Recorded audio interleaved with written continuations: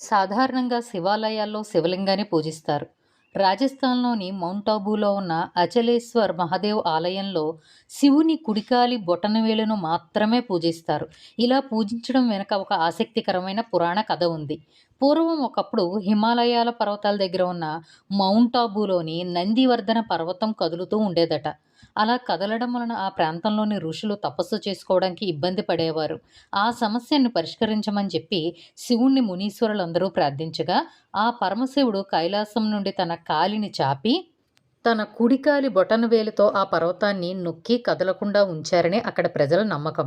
ఇక్కడ ఉన్న మరో అద్భుతం ఏమిటంటే, పరమశివుని బొటనవేలు కింద ఉన్న ఒక లోతైన గుంట కూడా ఉంటుంది.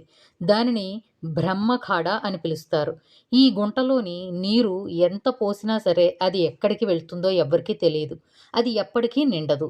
ఈ ఆలయం దాదాపు 9వ శతాబ్దానికి చెందినదిగా భావిస్తారు. మౌంట్ ఆబూకు 11 కిలోమీటర్ల దూరంలో ఉంటుంది ఈ ఆలయం. మహాశివరాత్రికి ఇక్కడ వేడుకలు చాలా ఘనంగా జరుగుతాయి.